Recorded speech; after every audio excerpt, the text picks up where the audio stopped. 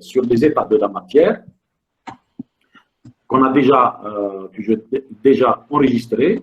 Il est sur YouTube, de la chaîne de la faculté.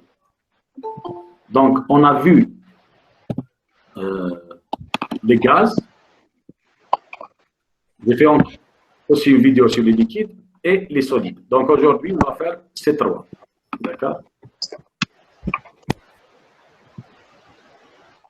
Donc, comme vous le savez, dans l'environnement qui nous entoure, il y a ce qu'on appelle les solides. Exemple, les roches, les métaux, les minéraux aussi. Bon, ici, c'est le carbone, c'est le diamant. Il y a aussi ce qu'on appelle les liquides. Celui-là, vous le connaissez tous, c'est l'eau, le lait, le sang, qui est dans le corps humain. Donc, le corps humain, il a les trois états de la matière. D'accord? Dans le corps humain, il y a les trois états de la matière. Il y a les gaz, donc l'air dans les poumons, les gaz intestinaux. Pour les liquides, il y a le sang, donc c'est un liquide très très important et nécessaire à la vie d'un humain. Donc il y a la sueur, l'urine, les liquides séminales. D'accord? Il y a aussi les solides. On trouve les solides, le squelette, l'os, les os, les ongles, les muscles et la graisse. Donc les muscles et la graisse, ils sont assez spéciaux, donc ce n'est pas comme les os et les ongles, ils ne sont pas aussi solides, mais toujours est-il qu'on les prend dans la classe des solides. On va commencer par l'origine, d'accord, l'origine de la cohésion, que ce soit dans les solides, dans les gaz ou dans les liquides. Ce qu'on appelle les forces intramoléculaires et intermoléculaires. Donc, attendez, je vais accepter cela. Voilà.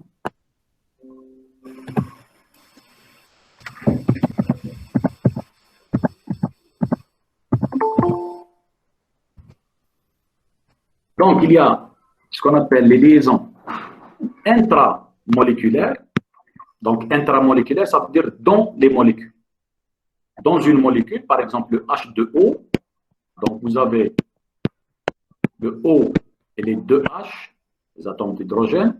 Donc, intra, ça veut dire c'est cette liaison. C'est la liaison entre O et H. C'est ce qu'on appelle intramoléculaire. C'est dans la molécule.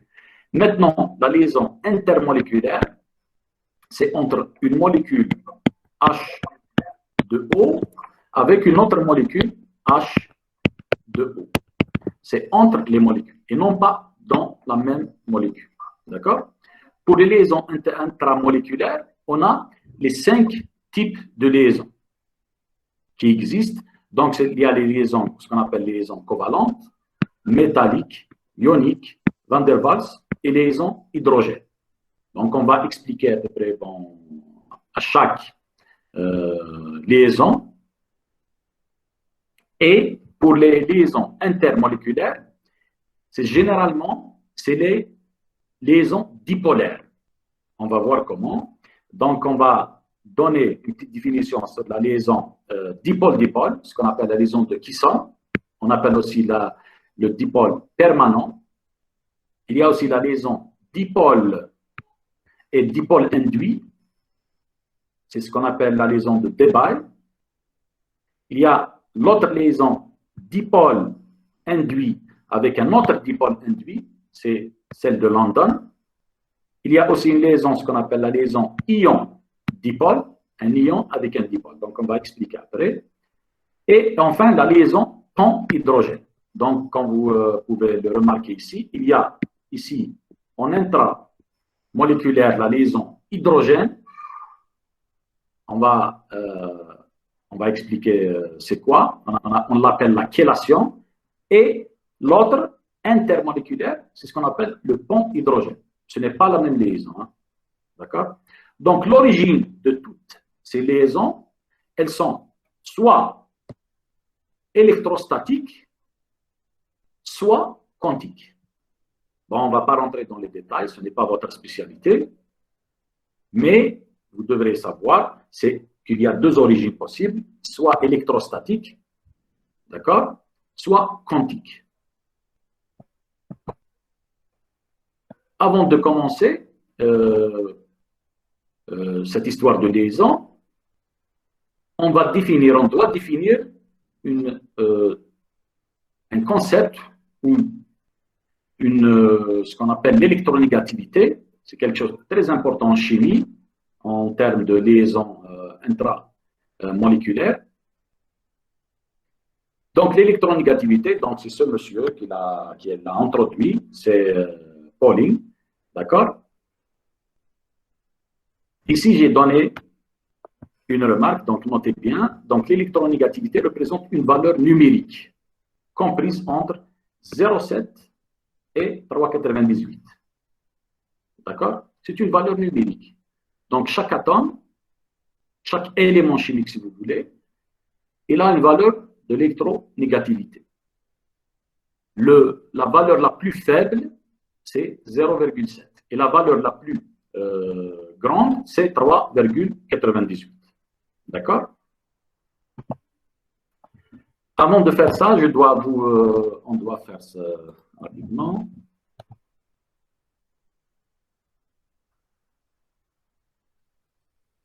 Je vais vous présenter le tableau périodique. Je vais accepter cela. Donc, le tableau périodique, il est où? Donc, et voilà, c'est ici. Est-ce que vous voyez le tableau périodique? Non, on ne voit rien. Non. Non. Non. C'est toujours Non. non. Attendez quelques instants, parce que des fois... Non. Non.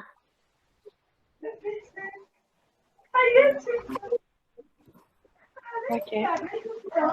Ouais.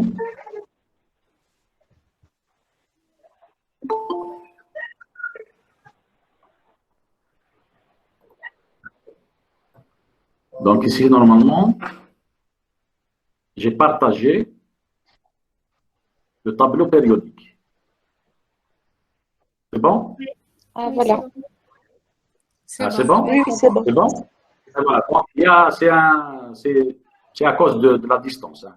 C'est juste quelques secondes après.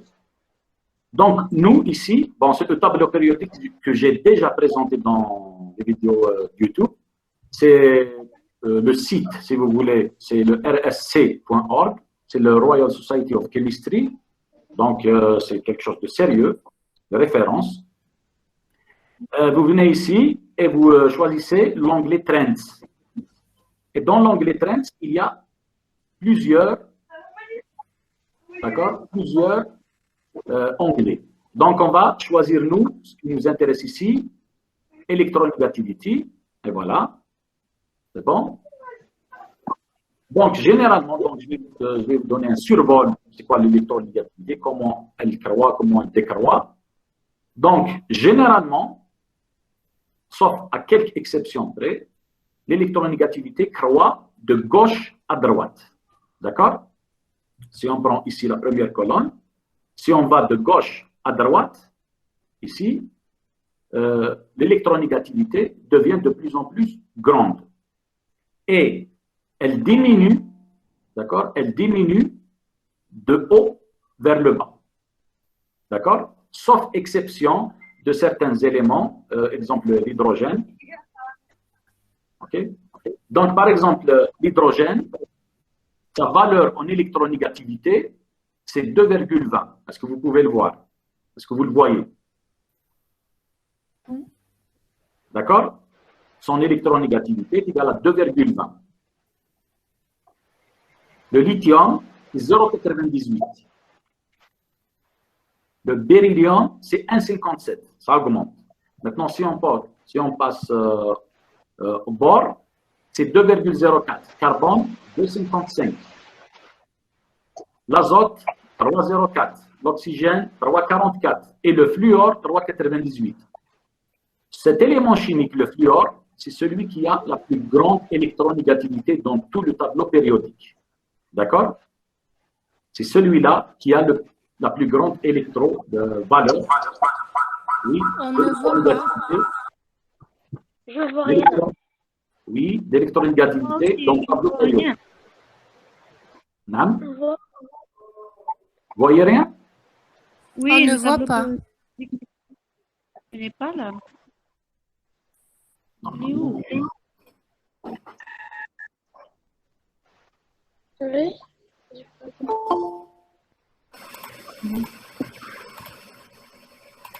Je vais le repartager. Bon, normalement, je l'ai partagé. Très bien.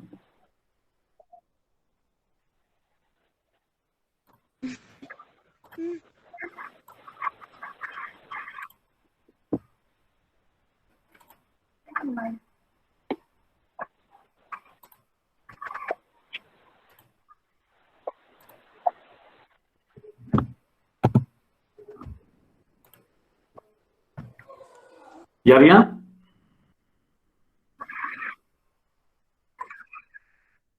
Rien, il n'y a toujours rien. Rien. Un instant.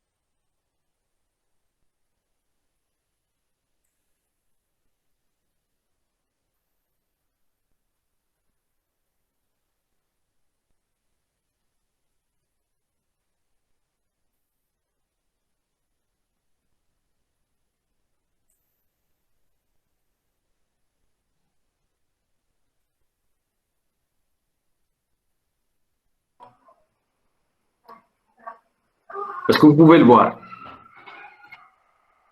Oui. Oui, Le tableau périodique, c'est bon?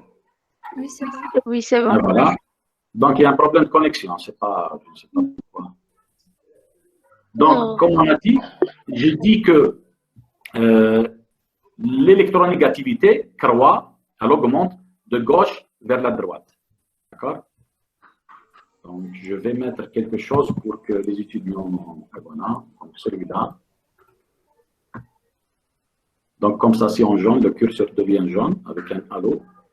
Donc, il augmente de gauche à droite. Par exemple, le lithium, c'est 0,98. Le beryllium, c'est 1,57. Le bore, c'est 2,04. Le carbone, c'est 2,55. Et le dernier, le fluor, c'est 3,98. Le fluor, c'est l'élément qui a la plus grande valeur en électronégativité du tableau périodique. D'accord? Maintenant, quand on prend une colonne, quand on va de haut vers le bas, d'accord, ça diminue. Par exemple, ici, le lithium, 0,98. 0,93 pour le sodium. Et le dernier, le francium, c'est 0,7. Le francium est l'élément qui a la plus petite, la plus faible valeur en électronégativité. D'accord? Donc ça, c'est juste pour le tableau périodique et l'histoire de l'électronégativité. Donc il faut prendre, il faut se remémorer que le francium, c'est celui qui a la plus faible valeur en électronégativité. Et le fluor, c'est celui qui a la plus grande valeur de l'électronégativité. Et c'est donc le carbone, l'azote, l'oxygène, le fluor, c'est ceux-là, donc dans la majorité des cas, on va voir qu'ils ont quand un élément parmi ceux-là, il existe dans une molécule, on trouve toujours que soit une liaison covalente, soit une liaison ionique. Donc, on va voir comment. Donc, on revient à notre cours.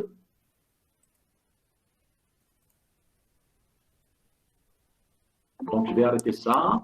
Excusez-moi, monsieur, mais je crois que vous avez déjà dit il y a une exception pour l'hydrogène. Oui, il y a une exception pour l'hydrogène. D'accord?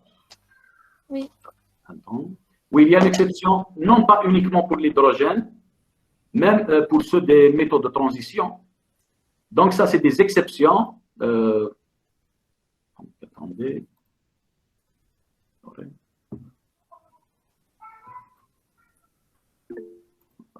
Voilà. Donc, c'est des exceptions, hein. Mais la majorité suivent la règle. Déjà, l'hydrogène, c'est une exception à lui-même. Donc, on le place dans la première colonne alors que ce n'est pas. Hein, donc, on dit que c'est un métal, l'hydrogène.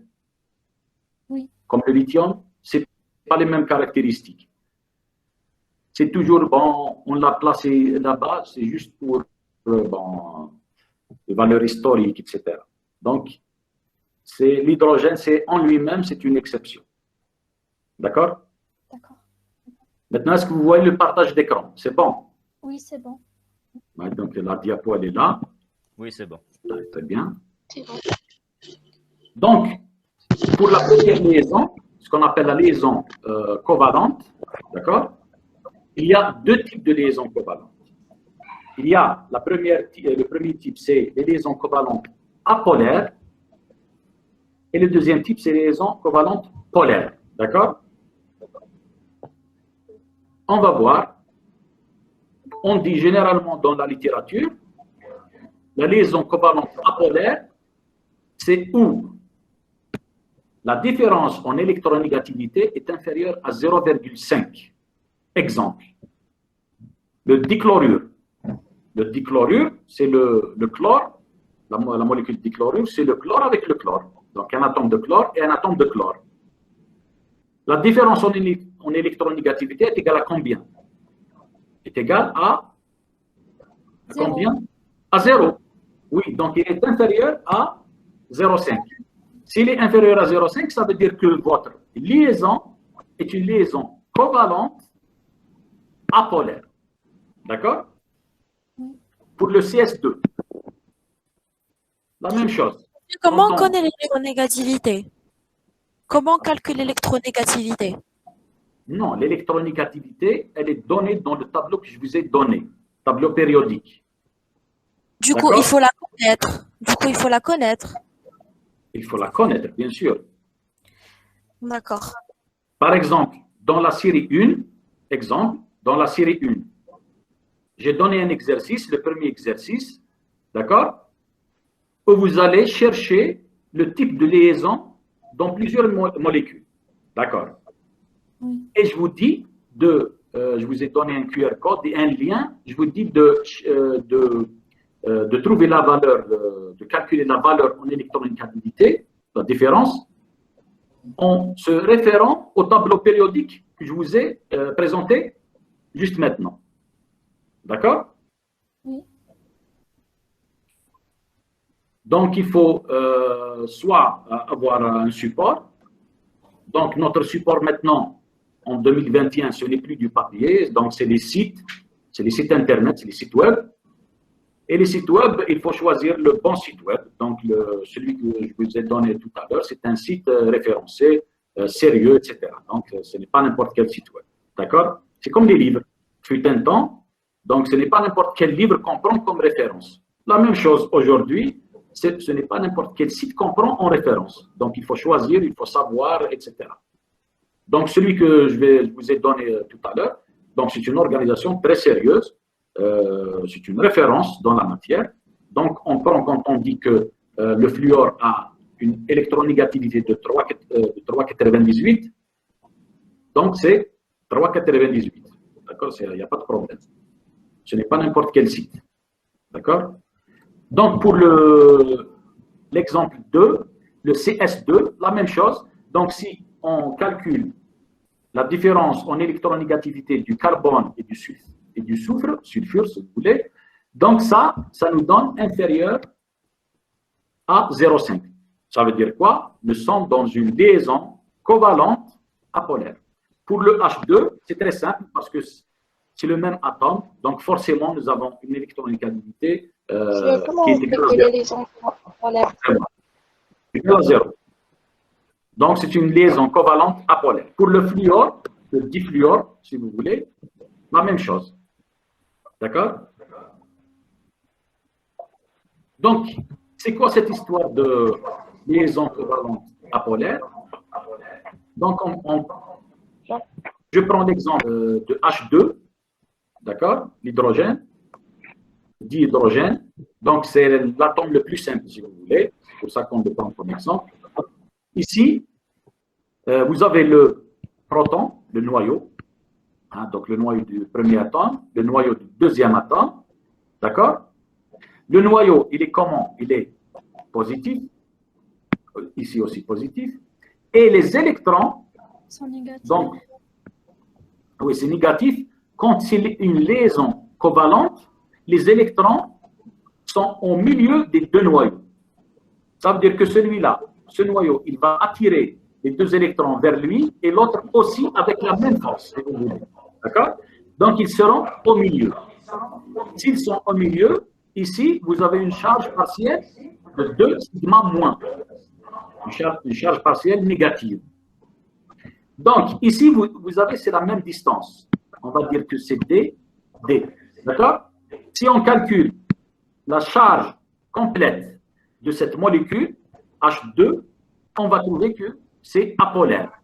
Pourquoi apolaire? Ça veut dire que ce n'est pas un dipôle. Elle ne représente pas un dipôle. Elle n'a pas de pôle. D'accord? Monsieur, Oui.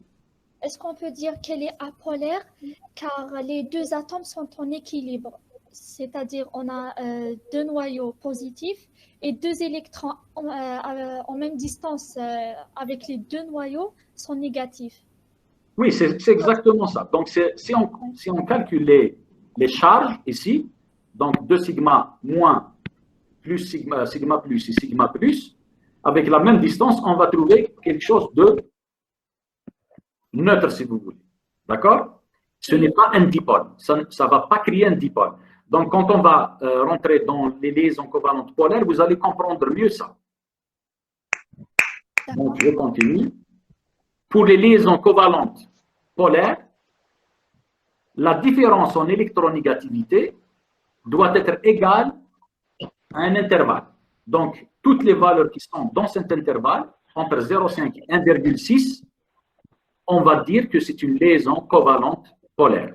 D'accord? Exemple, l'ammoniac. L'ammoniac, c'est le NH3.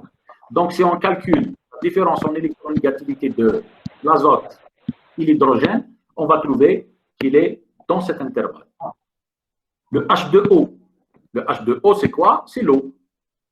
Le H2O, quand on le calcule, on va trouver que le H et le O, c'est une liaison covalente polaire. D'accord? Le HF, la même chose. Et le CO2, la même chose. D'accord? Maintenant, pour la liaison covalente polaire, c'est quoi? Ça va nous donner un dipôle. D'accord? Un dipôle. Ici, j'ai représenté la molécule de H2O, la molécule de l'eau. Donc ici, c'est de l'eau. Hein. D'accord? C'est de l'eau. Donc la molécule de H2O, elle est configurée comme ça. Ça veut dire que vous avez un atome de O avec un atome de H et un autre atome de H. Pour les atomes de H, vous avez une charge partielle positive, une charge partielle positive pour l'autre atome de H, et pour le O, c'est une charge partielle négative. L'angle entre les deux H, avec la tête en haut, c'est 104,5 degrés. Bon, celui qui veut voir la molécule en 3D, donc il a cascané ce QR code. On va le voir de toute façon après. Hein. C'est juste... nous, dans votre programme, ils nous disent de nous baser sur la molécule de l'eau. Donc, on va donner beaucoup d'exemples sur la molécule d'eau. D'accord? Pour la liaison métallique, vous avez des atomes, par exemple le fer. Imaginez que c'est des atomes de fer. Si c'est un atome de fer tout seul, avec un atome de fer ici,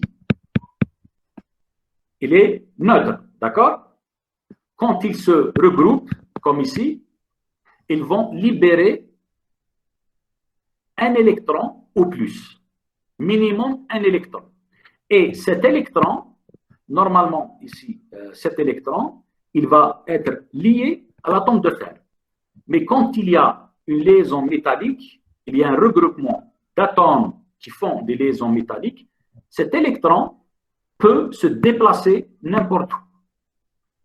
D'accord? Cet électron, il n'est pas lié aux atomes. C'est bon.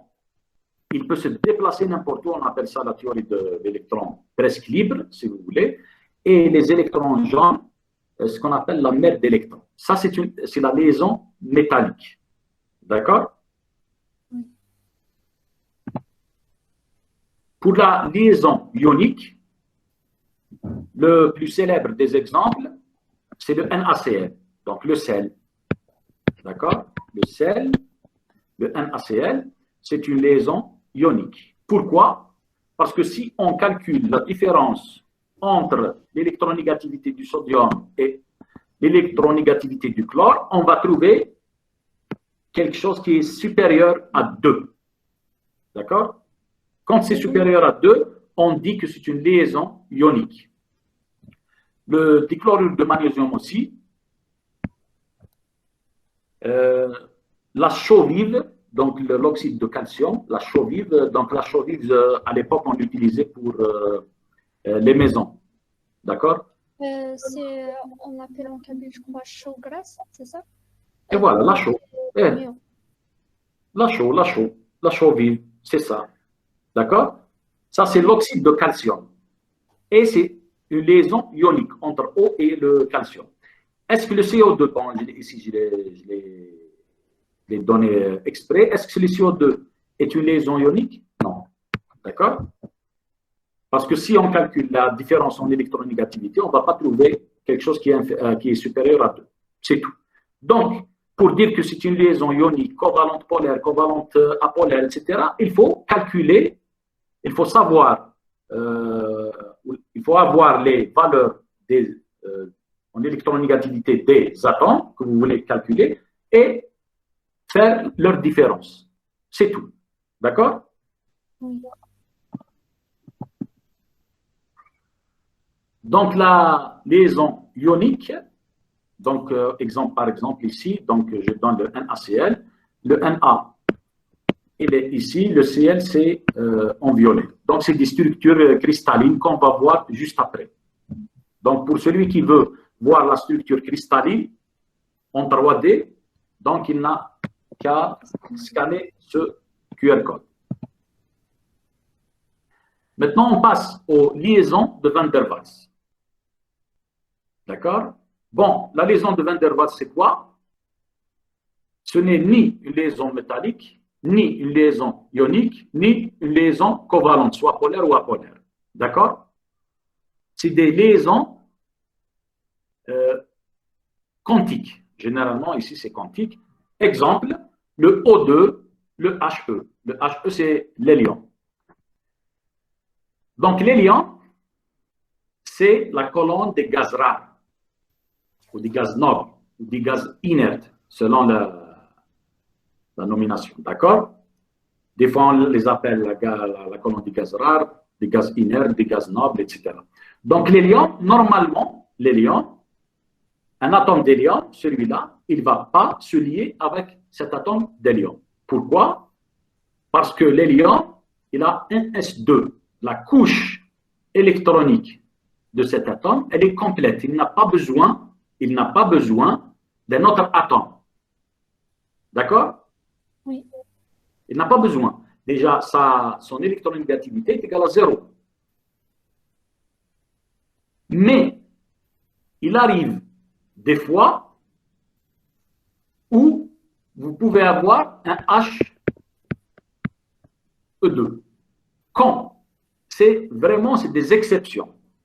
Bon, soit il y a ce qu'on appelle un phénomène instantané, ça veut dire quoi? Dans le temps, si vous avez beaucoup d'atomes d'hélium, beaucoup, dans un petit espace, très petit espace, il y en a beaucoup trop. Un instant donné, il peut avoir que l'atome d'hélium, c'est quoi? Vous avez ici le noyau et vous avez les électrons. C'est ça, 2 électrons. Symétriques. Bon, parce que la couche S, elle est sphérique. Elle est symétrique. Maintenant, quand il y en a beaucoup, il se peut que on appelle ça le nuage électronique, donc cette couche, on l'appelle le nuage électronique, il se peut que ce nuage électronique se déforme. Ça veut dire que cet atome, il va devenir comme ça. Ici, c'est le noyau. Ici, c'est les électrons. Il s'est déformé. D'accord? Quand il se déforme, ici, vous avez une charge partielle. Comment? Elle est négative. Et ici, positive. Vous allez créer alors ce qu'on appelle un dipôle. D'accord? Un dipôle. Est-ce que vous avez compris?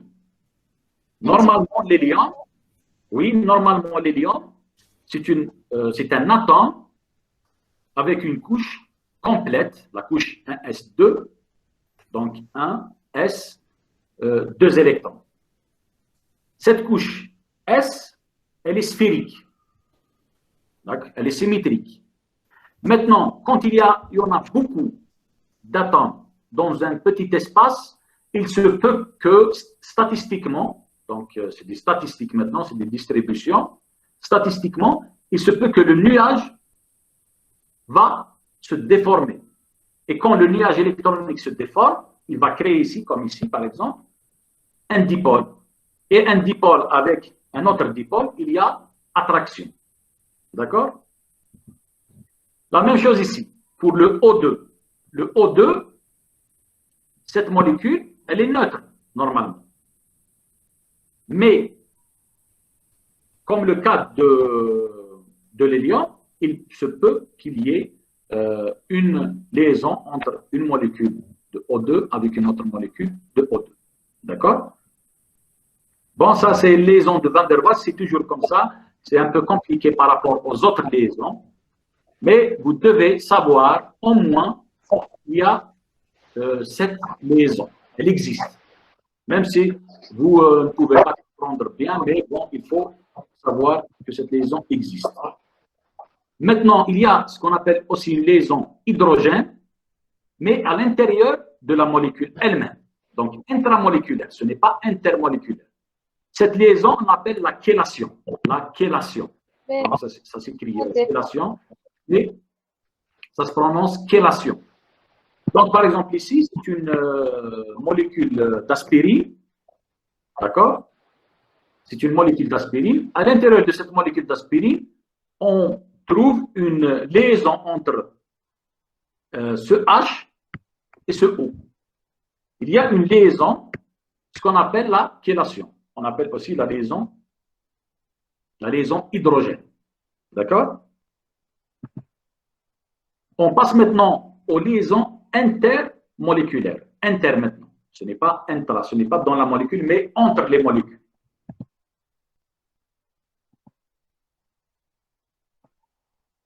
On va commencer par la liaison dipôle permanent. Dipôle permanent. Dipôle permanent, c'est quoi? C'est la liaison de Thiessen.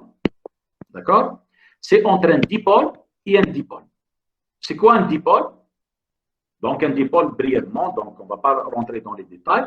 C'est dans l'espace, vous allez trouver une charge positive, dans une autre place, une charge négative. Entre les deux, il y a une distance.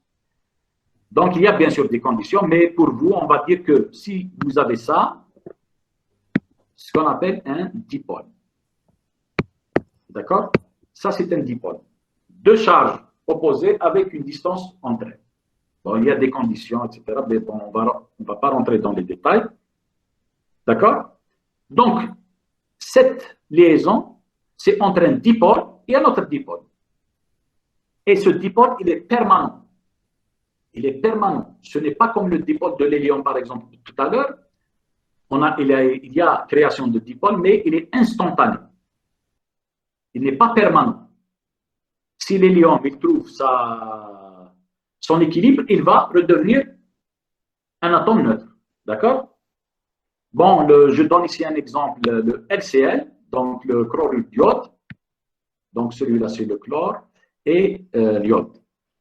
Il y a deux configurations possibles pour que une liaison de dipôle-dipôle permanent se crée. Il y a cette configuration, ça veut dire que vous avez un dipôle comme ça, avec un autre dipôle. Bien sûr, la charge moins avec la charge plus, et la charge plus avec la charge moins. D'accord? Et vous avez l'autre configuration, c'est celle-là. D'accord? Vous avez moins, plus, après moins, plus, en linéaire. D'accord? C'est en linéaire. Donc, ça, c'est les liaisons dipôle-dipôle, ce qu'on appelle les liaisons dipôle permanent ou appelées aussi caisson. L'exemple, c'est le chlorure d'iode. Maintenant, on va partir à la liaison dipôle induit. C'est quoi dipôle induit? Ce n'est pas un dipôle instantané. Le dipôle induit, ça veut dire que ce n'est pas, par exemple ici, le dichlorure, normalement cette molécule, elle est neutre. Pourquoi elle est neutre? C'est une molécule covalente apolaire. Pourquoi c'est une molécule covalente apolaire? Parce que le Cl2, la différence en électronégativité, est égale à 0. D'accord? Est inférieure à 0,5. D'accord? Donc, c'est une molécule apolaire. Mais, elle peut devenir un dipôle induit. Si elle rencontre l'eau? Oui, non, bon, ici c'est le cas de l'eau, mais si elle rencontre un autre dipôle. Ça veut dire que, normalement, ce n'est pas un dipôle, mais s'il y a une cause,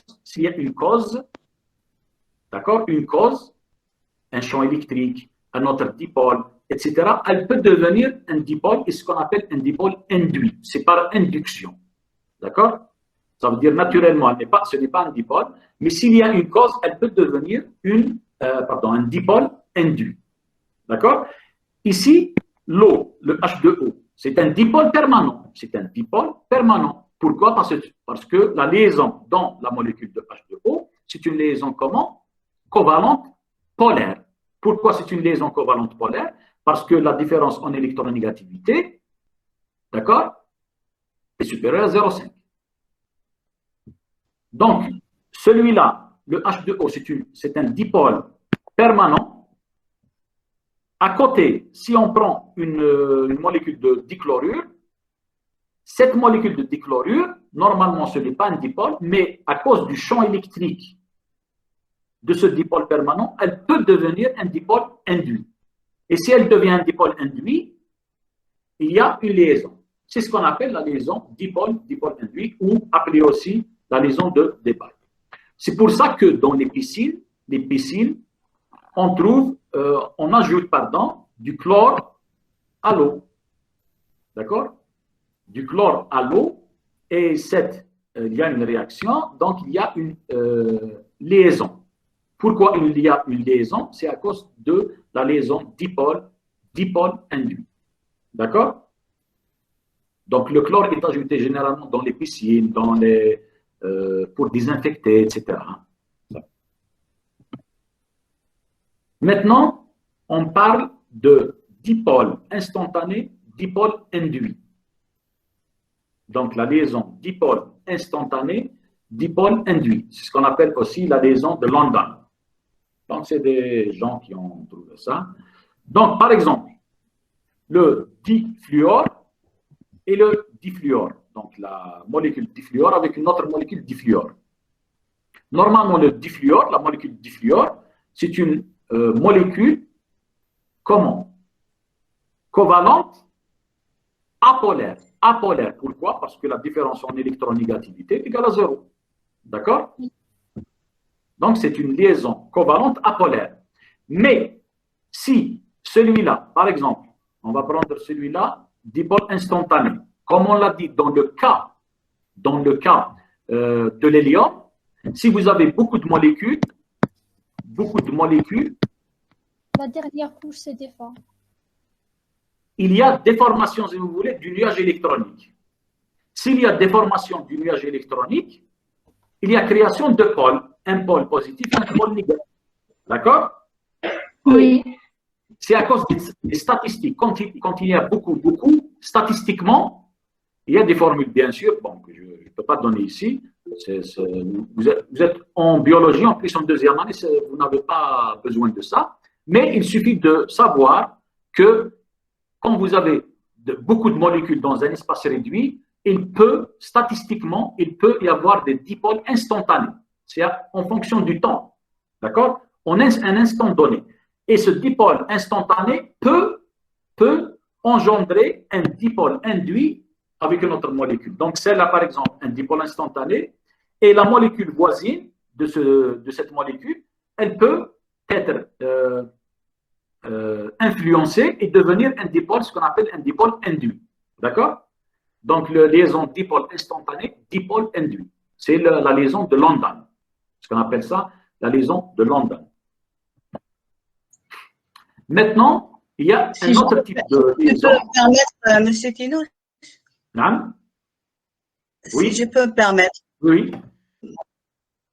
Donc, la réorientation de ces dipôles-là, ce qu'on a dit pour les liaisons Kisson, pour les forces de Kisson et de Baye, c'est pour expliquer aux étudiants que c'est dans le but de minimiser l'énergie dans le système.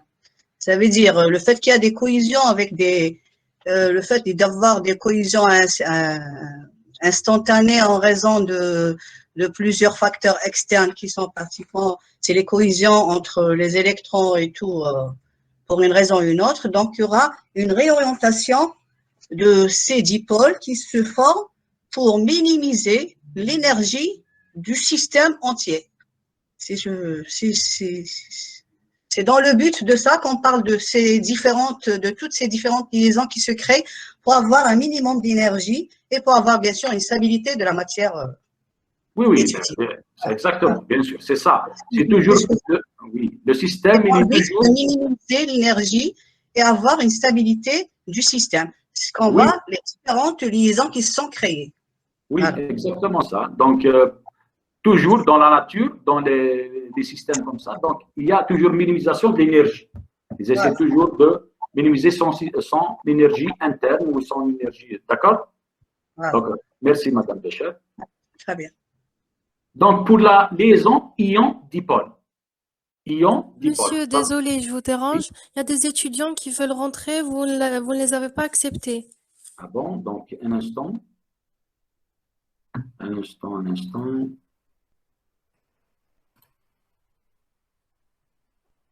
Donc, il y a un seul, j'ai trouvé un seul.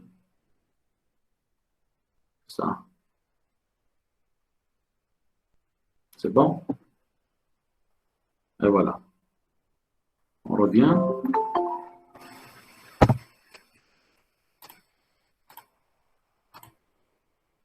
Et voilà. Donc, j'ai accepté. Donc, j'ai trouvé une liste, c'est vrai.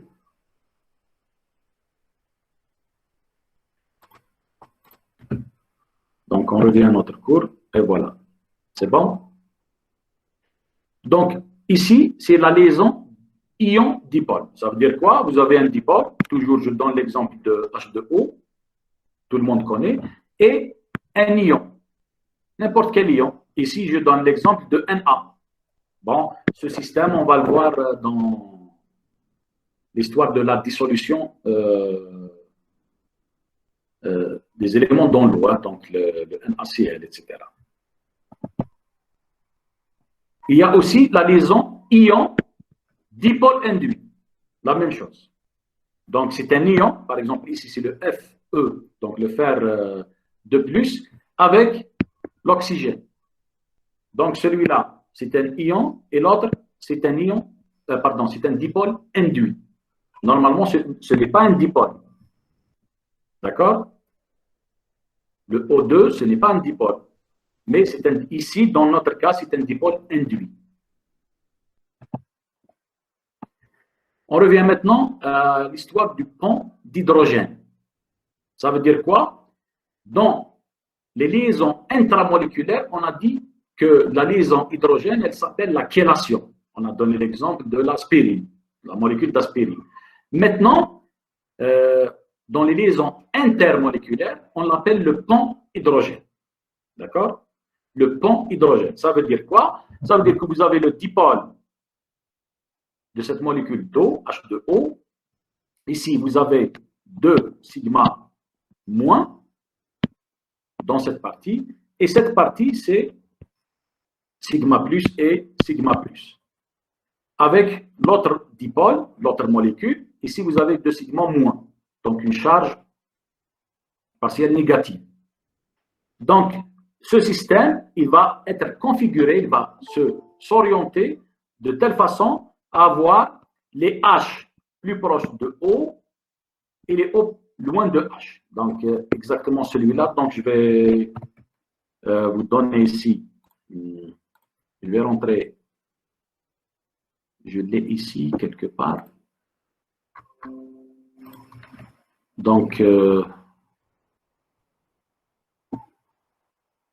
vais vous donner un exemple où la vue en 3D, si c'est possible. Donc, et voilà, ICE. Donc, on va choisir ICE. Donc, ce site, donc, ChemTube 3D. Donc, est-ce que vous voyez le site? C'est bon? Oui, c'est visible. Ah, voilà. Donc, attends, j'accepte cela. Et voilà. Donc, ce site, c'est un site de référence aussi. Donc, c'est l'Université de Liverpool. Donc, il n'y a pas de problème. Donc, on lui fait confiance. Donc, voici la structure de la glace d'eau. Vous voyez ici, c'est la molécule OHH. Celui-là, en pointillé, si vous voulez, en pointillé, c'est ce qu'on appelle le pont hydrogène. Le pont hydrogène, celui-là aussi. D'accord? C'est cette configuration en 3D. Est-ce que vous pouvez voir ici en 3D? Vous voyez? Donc, c'est des hexagones, donc sous forme d'hexagonale. On va parler après dans le cas des structures cristallines. Donc, vous pouvez augmenter la taille en zoomant et vous voyez, il y a une configuration spéciale, hein, donc de telle sorte que la molécule, elle s'oriente en fonction de sa voisine. D'accord? Donc, le H ici, il est plus proche de O, le O, il est plus loin de l'autre O, etc. Donc, c'est un peu compliqué ici, mais c'est juste, je vous donne une vue en 3D. Pour dire que les dipôles ici, de l'eau, ils s'orientent. Hein, donc, si vous faites un calcul, c'est très difficile. Hein. Est-ce que vous pouvez voir? C'est bon? Donc, ça, c'est une vue à 3D. Donc, vous pouvez visiter le site, si vous voulez. Il n'y a pas de problème. Je l'ai donné, donc j'ai déjà fait la présentation. Maintenant, la conclusion. Donc, la conclusion, on dit que les forces intramoléculaires, elles sont très, très grandes devant les forces intermoléculaires. Donc, ça, c'est la première des conclusions. Donc, les forces intramoléculaires, elles sont très grandes devant les forces intermoléculaires. Bon, les forces intramoléculaires, c'est l'attraction des atomes dans une molécule. Elle sert à quoi? Elle sert à la stabilité des molécules. D'accord? Pour les forces intermoléculaires, macroscopiquement, si vous voulez, on peut, donc elles donnent lieu à la compréhension de points de fusion, de points d'ébullition, etc. D'accord? Monsieur, Oui. les liaisons du pont hydrogène se forment seulement dans les cas de changement de l'état de la matière? Non, où il y a où il y a 2-3 molécules d'hydrogène, elles sont à une petite distance, il y a une liaison. Ça, c'est sûr. D'accord? Oui. Maintenant, le changement de phase, on va le voir après. Donc, je vais donner une petite animation. Vous allez comprendre un peu mieux. Merci. Donc, maintenant, on va partir à l'état gazeux. Donc, on a deux modèles que j'ai déjà expliqués dans les vidéos sur YouTube. Donc, il y a ici, pour vous, on va voir uniquement deux modèles. Donc, le modèle des gaz parfaits et des gaz réels. D'accord? Rapidement, un gaz parfait, c'est quoi? Ou quand est-ce qu'on peut dire que ce gaz est un gaz parfait? Le système doit être isolé. Aucun transfert de matière. Sinon, ce n'est pas un gaz parfait. Ce ne sont plus dans le modèle des gaz parfaits. Les particules constituant un gaz parfait sont modélisées par des points. C'est des points. D'accord? Il faut prendre en considération que c'est des points. Ça veut dire que la taille des particules est négligeable devant la distance interparticulaire. Donc, on va voir ça après. Les particules ont une masse, même si c'est des points, mais ça reste qu'elles ont une masse. Hein. Le plus important de ça, c'est pas d'interaction. D'accord? Pas d'interaction, ni attraction, ni répulsion entre les particules de ce gaz. Quand on dit c'est un gaz parfait, il n'y a pas d'interaction entre les particules. D'accord? Exemple, bon, j'ai fait cette petite animation. Donc, cette petite animation, il y a 4-5 particules. Comme vous pouvez le voir ici, même s'il y a un choc, donc dans cette région par exemple, même s'il y a un choc, c'est un choc, ce qu'on appelle un choc élastique. Un choc élastique. Ça veut dire quoi un choc élastique? Il n'y a pas de perte en énergie cinétique. Donc, la somme des énergies cinétiques initiales sera égale à la somme des énergies cinétiques finales. D'accord? Il n'y a pas une perte en énergie thermique, etc. Donc, c'est des chocs élastiques. C'est pour ça qu'on dit il n'y a pas d'attraction, il n'y a pas de répulsion. C'est juste comme des boules de billard. Donc, elles s'entrechoquent sans transfert d'énergie, sans transfert de matière, etc. Il y a uniquement un changement en énergie cinétique. D'accord?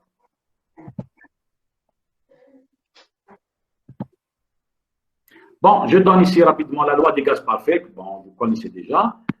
D'accord? PV égale à nRT. Je donne les grandeurs. Donc, pour P, c'est la pression. La dimension de la pression, c'est mL-1 T-2. On parle de dimension. Et son unité, c'est le pascal, dans le système international. D'accord?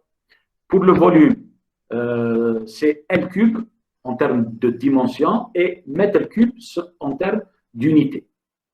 Pour le N, c'est le nombre de moles. La dimension, c'est nombre de moles, c'est grand N. D'accord? Et l'unité, c'est le mol sans E. Hein. Donc, ce n'est pas le nom, mais l'unité. Le R, on appelle ça la constante des gaz parfaits, donc ce R est égal à 8,31. Si on prend deux chiffres appelés à virgule, c'est des joules par mol par Kelvin. D'accord? C'est des joules par mol par Kelvin. Et enfin, la température, c'est là, T, c'est la température. La dimension, c'est la température et son unité, c'est les Kelvin et non pas les degrés Celsius. En thermodynamique, on n'utilise pas les degrés Celsius. On utilise plutôt les Kelvin. Ce n'est pas des degrés. Maintenant, je donne un petit peu rapidement l'énergie interne, l'énergie cinétique d'un gaz. Dans le modèle d'un gaz parfait, il y a le premier cas que je vous donne ici, c'est le cas d'un gaz monoatomique. Monoatomique, ça veut dire quoi monoatomique? Ça veut dire que les particules formant le gaz, donc si vous avez une enceinte, je vais choisir une autre couleur, le jaune par exemple, ces particules qui forment le gaz, c'est des monoatomiques, ça veut dire chaque particule, c'est un atome. D'accord? Chaque particule, c'est un atome. Exemple, le gaz d'hélium, le gaz de néant, ceux-là, c'est des gaz nobles, c'est des gaz rares, c'est des gaz inertes, et ils sont très bien, donc on applique le modèle des gaz parfaits, et ça leur convient. D'accord? Pour l'énergie cinétique, c'est 1,5, donc l'énergie cinétique, c'est 1,5 mv carré, donc c'est celle que vous connaissez déjà. Ici, on utilise, bon, il y a beaucoup de particules, donc c'est des milliards, c'est le nombre d'Avogadro par exemple, c'est une étude statistique. On ne va pas rentrer dans les détails, c'est une moyenne si vous voulez. En fonction de la température,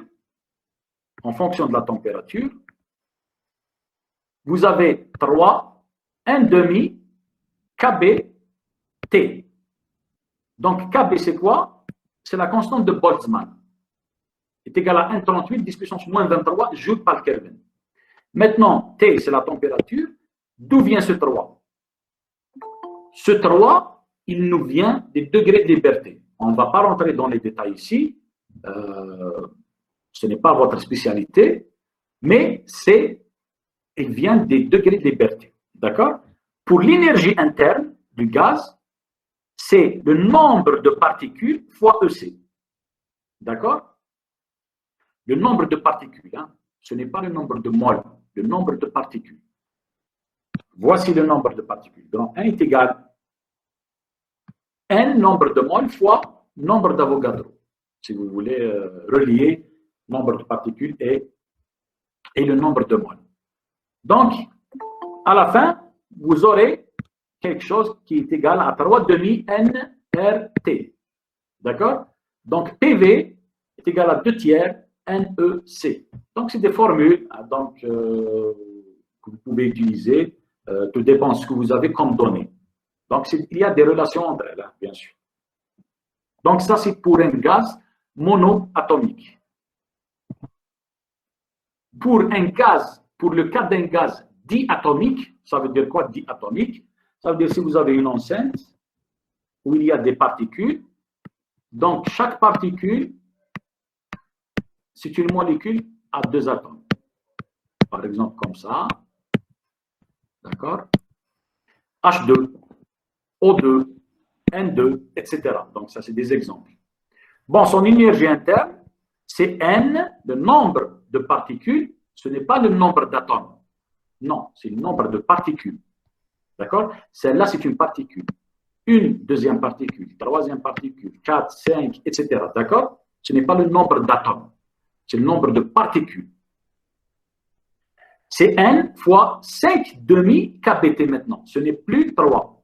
Pourquoi? Parce que les degrés de liberté, ils ont augmenté. Bon, je ne sais pas ce que je vais vous donner. Bon, par exemple, une molécule dans un référentiel, comme ça, elle peut se déplacer comme ça en 3 degrés de liberté, sur les 3 axes, plus les rotations. Et on trouve 5 degrés de liberté. Bon, on ne va pas rentrer dans ces détails. Je ne sais pas ce que vous avez fait, les degrés de liberté, etc. Mais pour vous, il suffit de prendre, vous n'êtes pas dans la spécialité physique, hein, donc ce n'est pas grave. Donc, il suffit de prendre 5,5 kBT, donc en fonction de NRT, c'est 5,5 aussi. Donc, ici, bon, j'ai fait une petite remarque, donc tenir compte des degrés de liberté, translation plus rotation maintenant. Tout à l'heure, quand c'est un gaz monoatomique, vous avez uniquement les translations. Il n'y a pas de rotation parce que c'est une particule symétrique, etc. Maintenant, si vous avez une particule à 2 diatomique, c'est-à-dire à 2 atomes, ça sera autre chose.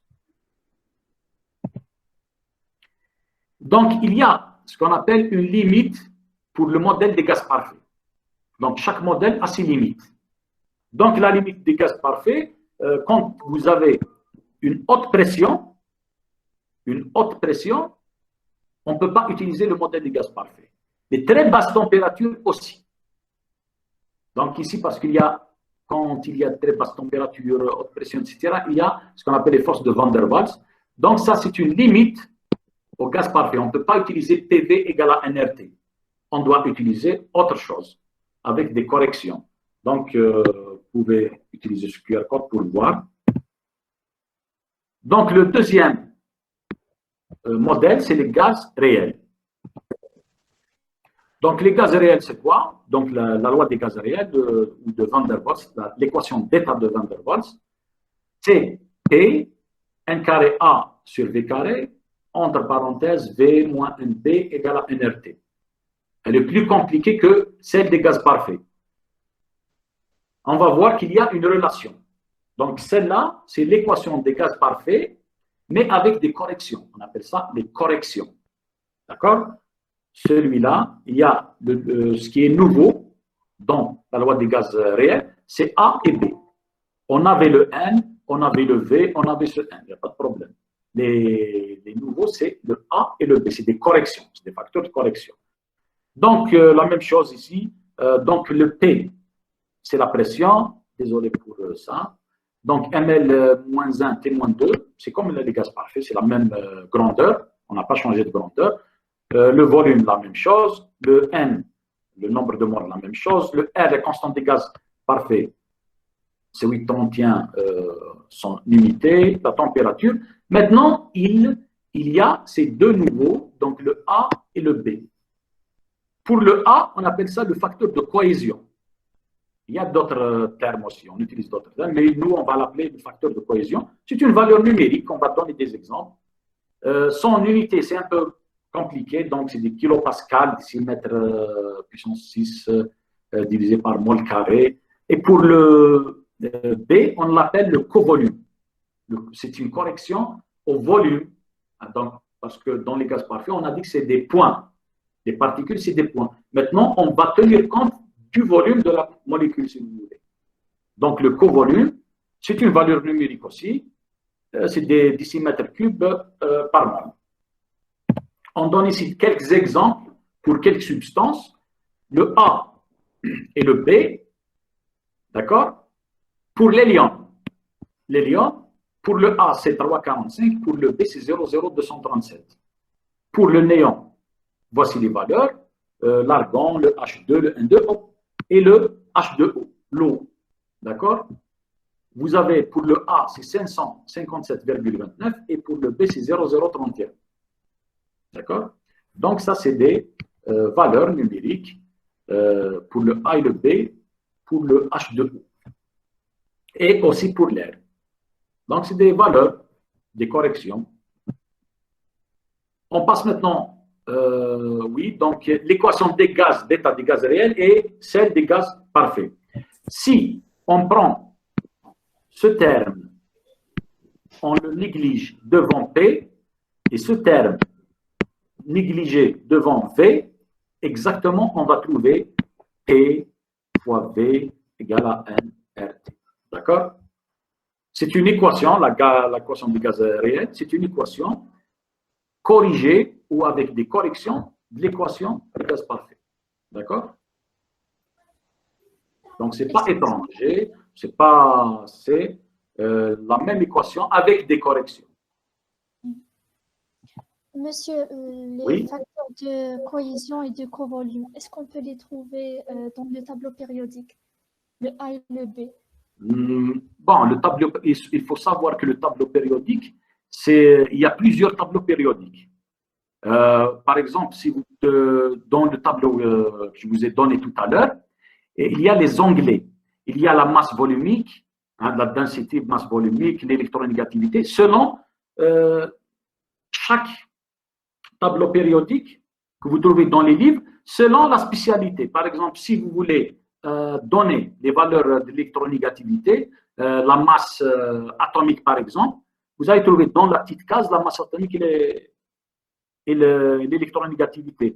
Il y a d'autres livres qui vous donnent non pas la masse atomique l'électronégativité, mais ils vous donnent la masse volumique, la masse molaire. D'accord? Tout dépend de la spécialité, tout dépend du livre, tout dépend de l'objectif du tableau périodique. D'accord? Merci. Donc, définition de l'état liquide. Donc, au point de vue macroscopique, d'accord? Au point de vue macroscopique, donc ça c'est le lait, comme vous pouvez le voir ici, il n'a pas de forme propre. Il n'a pas de forme propre. Donc, le lait, l'eau, tout liquide que vous mettez dans un récipient, il va prendre la forme du récipient. D'accord? Donc, ça c'est... donc, on dit qu'il n'a pas de forme propre. Mais il a un volume propre, contrairement au gaz. Les gaz n'ont pas de forme propre, ils n'ont pas de volume propre. Les liquides, ils ont un volume propre à eux.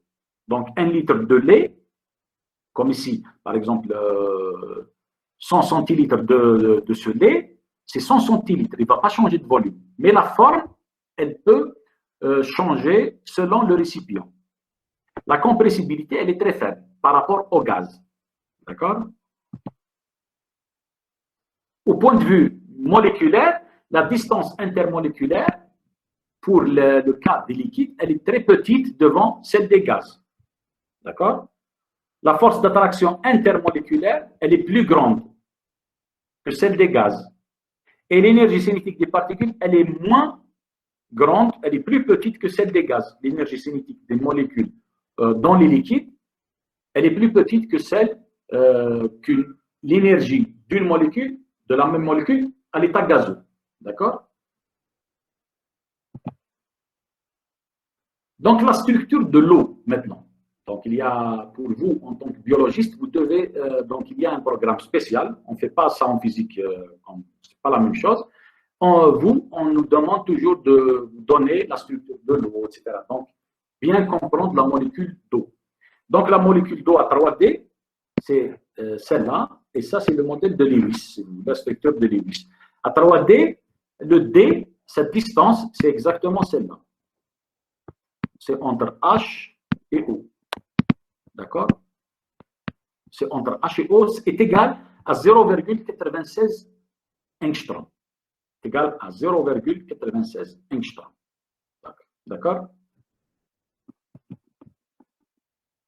Maintenant, au point de vue électrique, on a dit que ici, vous avez une charge partielle négative et du côté des hydrogènes, vous avez une charge partielle positive. Donc, si on met ça, on modélise ça en termes de charge, vous avez ici la charge partielle négative. Normalement, ici, vous avez une charge partielle positive, une charge partielle positive. Avec, on va prendre la somme, on va trouver quelque chose au milieu de sigma plus. D'accord? Et je vais prendre une autre couleur pour accentuer. Donc, vous avez ici quelque chose qui est moins, vous avez ici quelque chose qui est plus. Et c'est quoi ça? Moins, plus avec une distance, c'est un dipôle. Dipolaire Oui, c'est un dipôle. C'est un dipôle. D'accord? Donc, c'est un dipôle. Donc, je vous donne les propriétés de la molécule de H2O, quelques propriétés intéressantes. Par exemple, la masse moléculaire. Ce n'est pas la masse volumique, hein, c'est la masse moléculaire. Elle est égale à 18,015 grammes par mol. D'accord? Donc, ces valeurs, elles sont actualisées en 2018.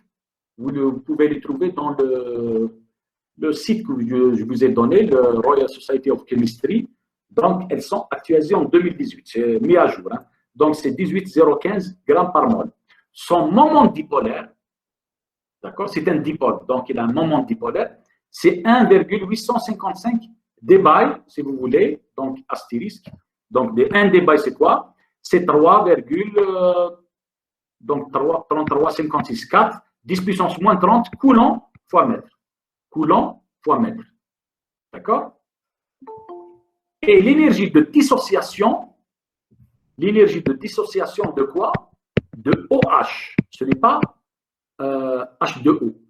Uniquement, cette partie, OH, elle est égale à 493 kJ par mol. Maintenant, si vous voulez dissocier toute la molécule, même celle-là, c'est-à-dire même cette liaison, il faut doubler. Donc, à peu près, c'est 900, presque 1000, comment dire, 1000 kJ par mol. Donc, c'est 900 et quelques kJ par mol. D'accord? Donc, ça, c'est les propriétés de la molécule de H2O. Un instant, je vais ajouter certains étudiants parce qu'ils ont... Voilà. C'est bon.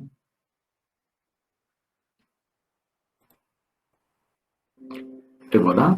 Donc, maintenant, on va vous donner le mécanisme de la dissolution d'un soluté dans l'eau. Le mécanisme de la dissolution d'un soluté dans l'eau. Spécialement dans l'eau. D'accord? Il y a deux mécanismes, deux types de mécanismes. il y a la dissolution, ce qu'on appelle la dissolution moléculaire. C'est celle-là. Donc, dissolution, on va commencer par dissolution moléculaire. C'est quoi? C'est la disparition macroscopique du soluté. Il y a une disparition macroscopique, on va donner un exemple, sans dissociation des molécules du soluté. Sans la dissociation. D'accord? Ça veut dire quoi? Exemple. Le saccharose, donc ici c'est en anglais, donc le saccharose, c'est 7 molécules. En 3D, c'est 7 molécules. Donc le saccharose, c'est quoi? C'est C11H22O11. Cette molécule, bon, c'est le morceau de sucre, donc composé de ces molécules. Quand on le met dans l'eau, le morceau de sucre, il va se dissoudre, mais la molécule, elle ne va pas, il n'y a pas de dissolution de la molécule. Monsieur, on peut dire que c'est la disparition des liaisons intermoléculaires? Non, il n'y a pas une dissociation. Les liaisons ne disparaissent pas. Attendez, il y a une disparition macroscopique du soluté. Celui-là, c'est le morceau de sucre. Le morceau de sucre, c'est quoi? C'est un ensemble de molécules, d'accord? De C11H22O11, c'est le saccharose. D'accord? Oui. Donc, ce morceau de sucre, bon, il est fabriqué dans l'usine, etc. Donc, c'est compacté, etc. Donc, il y a des milliards de molécules. Quand on les met dans l'eau, les molécules vont se disperser, d'accord? Les molécules, elles vont se disperser, mais il n'y a pas de dissolution de cette molécule. C'est toujours, quand on prend un microscope, par exemple l'électronique ou quelque chose comme ça, on peut toujours vérifier que cette molécule, elle existe telle qu'elle. D'accord? Elle existe telle qu'elle. Du coup, c'est les liaisons entre chaque molécule C11H22O11 qui disparaît. Oui, oui, mais la molécule, elle ne sera pas détruite. Oui, c'est les liaisons intermoléculaires. Intermoléculaires, si vous voulez. Bon, ici, c'est compliqué parce que des grosses molécules, d'accord? D'accord. Des grosses molécules, mais on va dire ça, si vous voulez. D'accord? D'accord. On passe maintenant à la dissolution ionique maintenant. La dissolution ionique. La dissolution ionique, c'est quoi? C'est, donc on a dit que la dissolution moléculaire, il n'y a pas de dissolution de la molécule. Maintenant, il y a une dissolution de la molécule. On va donner un exemple, mais avant de donner l'exemple, dans la dissolution moléculaire, il y a des étapes. La première étape, c'est la dissociation. D'accord? La dissociation. La dissociation, c'est quoi? C'est l'interaction dipôle, liaison ionique. L'interaction dipôle, liaison ionique. On va expliquer. Hein? Donc, j'ai une animation, on va expliquer, pas de problème. Donc, vous avez, la première étape, c'est la dissociation. Après, il va y avoir une solvatation. Une solvatation, ou on appelle aussi hydratation, si vous voulez. Et enfin, il y aura une dispersion. Donc, les trois mécanismes ou les trois étapes pour une dissolution ionique. On donne un exemple, comme toujours. Donc, je donne l'exemple de NaCl, le sel de table. D'accord? Le NaCl, donc, c'est cette structure. Si je mets le NaCl dans l'eau, regardez ce qui se passe. Donc, on va le mettre dans l'eau. Il y a quoi? Il y a dissociation. Ici, pardon. Et voilà. Celle-là, c'est une dissociation. Chaque ion, il est dissocié de son voisin. Tout à l'heure, c'est un solide. Il y a une liaison entre le Cl et le Na. Maintenant, quand vous mettez le sel dans l'eau, il y a une dissociation. Ce n'est pas comme la molécule du sucre, le saccharose. D'accord? Oui. Dans la molécule du sucre, il n'y a pas de dissociation entre les atomes de la molécule. ici, il y a dissociation. Et après la dissociation, il va y avoir une hydratation. Pardon, nous sommes ici, par exemple, oui. Donc, hydratation, c'est quoi? Vous avez une molécule, un ion de Na et un ion de Cl. Les molécules d'eau, elles vont faire quoi? Elles vont s'organiser, s'orienter de cette manière. Donc, je vais faire l'animation. Et voilà. D'accord? Ça veut dire quoi? Il y aura, par exemple, l'ion de Na va être entouré de molécules d'eau. Et cette organisation, cette orientation, ici, le Na, il est comment? Il est positif. D'accord? C'est un cation. Na plus. D'accord? Donc, c'est la molécule d'eau, elle va être organisée comment? C'est l'atome d'oxygène qui va être plus près de l'ion Na+. Pourquoi? Parce que l'atome d'oxygène, dans cet espace, il y a ce qu'on appelle une charge partielle négative, donc positive et négative. La même chose pour la deuxième molécule, et elle sera entourée de plusieurs, ici, bon, c'est juste un exemple, hein, de plusieurs molécules d'eau. La même chose pour le chlore, Cl-, l'anion maintenant, l'ion Cl- du chlore. Mais cette fois-ci, c'est les atomes d'hydrogène qui seront plus près. D'accord? C'est ce qu'on appelle ici, cette configuration, on l'appelle l'hydratation ou la solvatation, si vous voulez. Maintenant, on va passer à ce qu'on appelle les solides. D'accord? Donc, les solides, comme vous le savez, on a fait l'état gazeux avec les deux modèles, l'état liquide avec les mécanismes de dissolution dans l'eau. Maintenant, on va partir au solide. L'état solide, comme vous le savez, il existe dans notre environnement et dans le corps humain. Donc, le squelette, par exemple, d'un être humain, c'est un solide. Ce n'est ni un gaz ni un liquide, c'est un solide.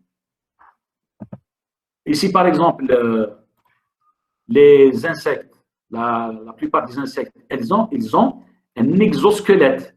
C'est le solide, mais à l'extérieur. Le squelette, il est à l'extérieur. D'accord? Ici, l'escargot, par exemple, sa coquille est un solide. Bon, ici, sa chair, etc., c'est gélatineux. Donc, est-ce que c'est un solide, c'est pas un solide? Ah, donc, on va voir après. Donc, on va voir les définitions, une définition générale de ce qui est les solides, les différents types de solides et les différentes structures dans les solides. Donc, Monsieur, est-ce qu'on pourra retrouver la vidéo des solides sur YouTube?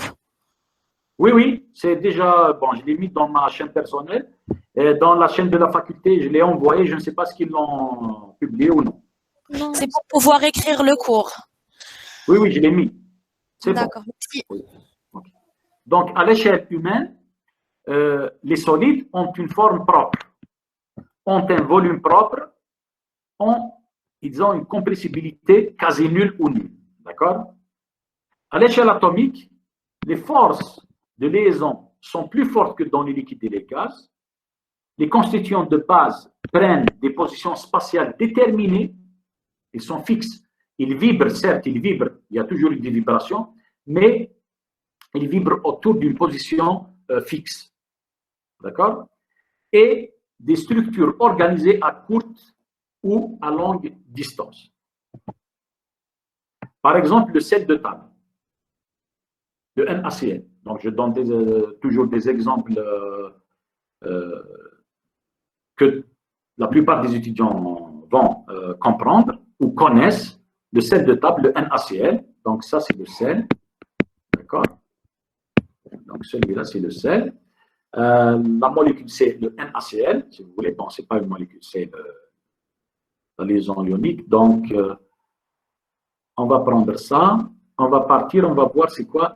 Et voilà. Donc, ici, voici la structure, si vous voulez, la structure du sel, la structure moléculaire ou atomique du sel. Hein. Donc, ce n'est pas... Donc, ici, c'est une structure très organisée. Hein, d'accord? Donc, comme vous pouvez le voir ici, il y a un atome. C'est des cubes, c'est des petits cubes. Il y a un atome de Na et un atome de Cl. Un atome de Na, un atome de Cl. La même chose ici. Un atome de Na, un atome de Cl. Atome de Na, atome de Cl. D'accord? On va revenir à notre cours. Donc, les constituants d'un solide, donc les différents types de solides, il y a ce qu'on appelle les solides ioniques, le sel. Les constituants d'un solide ionique représentent des ions qui se regroupent pour former une structure. D'accord? Je vais allumer la lumière parce que, et voilà, c'est mieux. D'accord? Donc, les solides ioniques, exemple, le NaCl. Il y a aussi un autre type de solide, les solides moléculaires. Maintenant, les constituants de base, ce n'est plus des ions, mais des molécules. Tout à l'heure, ici, dans les solides ioniques, les constituants de base, c'est quoi? C'est des ions. Dans le cas du NaCl, c'est Na+, Cl-. D'accord? Maintenant, pour les solides moléculaires, ce n'est plus des ions, mais c'est des molécules. Exemple, la glace d'eau. Donc, la glace, toujours H2O. D'accord? C'est la glace d'eau. Donc, la glace d'eau, on revient à notre site. Ici, par exemple. Et voilà, donc tout à l'heure, je l'ai mis. Donc, voici la glace d'eau à 3 dimensions. Elle est vraiment structurée. Hein? D'accord? Donc, comme vous pouvez le voir ici, il y a cette face et cette face. Donc, quand on appuie ici, ça va tourner jusqu'à ce qu'il trouve. Et voilà. Donc, ça, c'est la glace d'eau. Et les constituants de base de la glace d'eau, comme vous pouvez le voir ici, c'est des molécules et non pas des ions. C'est H2O. H2O, H2O. Ici, par exemple, en 2D, voici la molécule de H2O. Juste après, il y a une autre molécule de H2O, etc. Donc, les constituants de base, ce n'est plus des ions, mais des molécules. Donc, c'est des solides moléculaires. Maintenant, on passe aux solides métalliques. Aux solides métalliques. Les solides métalliques, c'est quoi? Les constituants de base, ce n'est ni des ions, ni des molécules, mais c'est des atomes. La plupart des éléments du tableau périodique sont des métaux de transition. Il y en a beaucoup. D'accord? Par exemple, si on prend celui-là, l'alliage de fer chrome, vous pouvez le voir ici, et voilà. Donc, il y a 3 formes allotropiques, on appelle ça les formes allotropiques. Bon, ce n'est pas votre spécialité, mais c'est juste pour que vous puissiez voir et comprendre. Hein. Donc, ici, par exemple, c'est le fer en gris. Ici, c'est des cubes centrés. Et c'est, donc, vous avez du fer avec du chrome au milieu du cube. Ici, vous avez une partie en fer, une partie, c'est des alliages. D'accord? À 3 dimensions, ça vous donne ça. On peut mettre les molécules comme ça. D'accord? Bon, c'est très intéressant le site. Et c'est des calculs réels, c'est des calculs qui ont été publiés. Ce n'est pas des animations. Hein. Tout à l'heure, je vous ai donné mes animations. Ce n'est pas des modèles ni des simulations. Mais ici, c'est des animations réelles. C'est des modèles réels avec des calculs. Hein. D'accord? On va revenir à notre cours. D'accord? Bon, pour les solides métalliques, on a déjà parlé de ça tout à l'heure. Exemple, imaginez que vous avez des atomes de fer. Je vais mettre ici des atomes de fer. Et je vais mettre les électrons. On a dit que chaque atome de fer, exemple, il va donner un électron. J'ai juste un exemple. Un électron, un électron pour chaque atome. Maintenant, s'il y a cette structure, pardon, donc cette structure, chaque électron, il va devenir presque libre. C'est ça le solide métallique. C'est pour cela que les métaux, par exemple, ont une bonne conductivité électrique, thermique. D'accord? Parce que les électrons, dans les solides métalliques, ils sont presque libres. Ils peuvent se déplacer n'importe où dans le solide. D'accord? Ce qu'on appelle les solides métalliques. Bien sûr, on ne va pas rentrer dans les détails. La physique des solides, c'est un domaine très, très, très vaste. Maintenant, les différentes structures des solides. Il y a deux types. Pour vous, on va dire qu'il y a deux types de solides en termes de structure. Il y a les solides cristallins et les solides amorphes. Les solides cristallins, c'est une organisation structurale à longue distance. Et pour les amorphes, une organisation. Il y a toujours une organisation. Mais c'est à courte distance. On va expliquer ça dans ce qui suit. Donc, pour les solides cristallins, il y a deux choses. Pour dire que c'est un cristal ou un solide cristallin, il y a deux choses. Il y a le réseau et le motif. D'accord? Le réseau et le motif. Le réseau, c'est quoi? C'est une répétition régulière. Et le motif, c'est quoi? C'est l'unité structurale identique. Ça veut dire quoi? Le réseau, c'est quoi? Le réseau, c'est un modèle mathématique abstrait. Le réseau, c'est quoi? C'est des points avec une répartition ou une répétition régulière. Par exemple, ici, à 2 dimensions, je vais mettre des carrés. D'accord? Ça, c'est un réseau. Donc, un réseau, c'est quoi? Donc, ça, c'est quoi? En jaune, c'est des points. C'est des points. C'est abstrait. D'accord? C'est mathématique. C'est uniquement des points. Ça forme, chaque point, ça forme un nœud. Et l'ensemble des nœuds, c'est, par exemple, ici, c'est un système carré. On appelle ça un réseau, mais à l'infini. Ça veut dire à l'infini. Hein.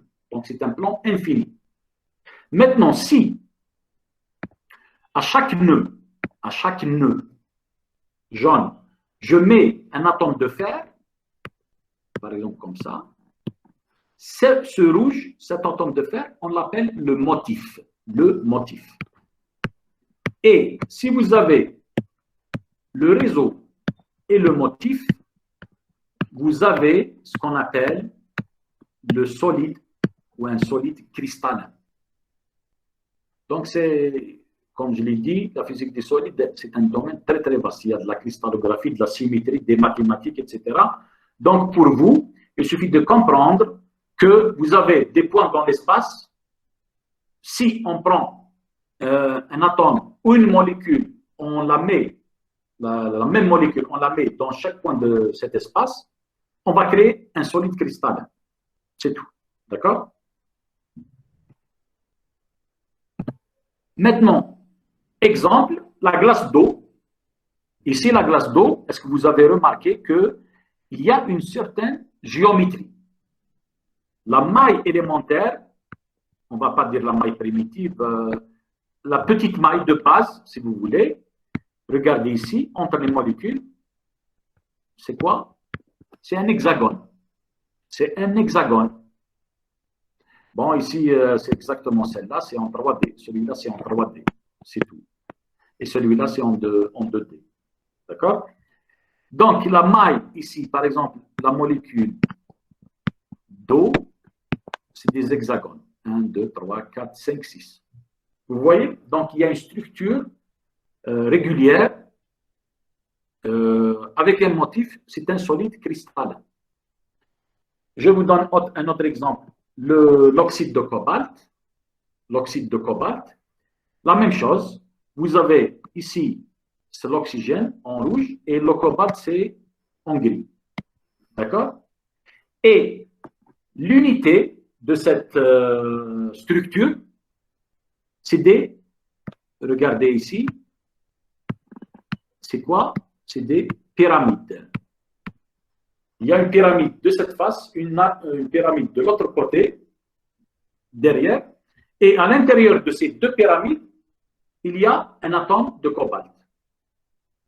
D'accord? Ça, c'est un solide cristallin aussi. Donc, si vous voulez, on peut le voir en direct. Dans le site de ChemTube 3D, donc j'utilise beaucoup ce site pour mes recherches, etc. Donc, je fais de physique des solides. Est-ce que vous pouvez le voir ici? Donc, ça, celui-là, c'est ce que j'ai présenté juste maintenant. Et celui-là, c'est en 3D aussi. Donc, est-ce que vous pouvez voir? Donc, si j'augmente, est-ce que vous pouvez voir les pyramides, si vous voulez? Oui, c'est visible. Oui. Donc, ça, c'est un peu plus compliqué. Bon, c'est juste pour vous dire que un solide cristallin, c'est une répétition régulière avec un motif. Il y a beaucoup de types de solides cristallins. Bon, il y a ce qu'on appelle les 14 réseaux de Bravais, 7 cristaux, si vous voulez, de base. Mais bon, on ne va pas rentrer dans les détails. Pour vous, il suffit de comprendre, quand vous avez un solide cristallin, il y a des structures organisées dans l'espace, etc. D'accord? C'est tout. Et je vous donne des exemples. Maintenant, le solide cristallin le plus connu de tous, c'est le diamant. D'accord? C'est le diamant. Le diamant, c'est quoi le diamant? C'est du carbone, en réalité. Du carbone. C'est des atomes de carbone purs. Il y a uniquement des atomes de carbone avec une structure diamant. On appelle ça la structure blende ou diamant. Donc, si je fais ici diamant, diamond, donc je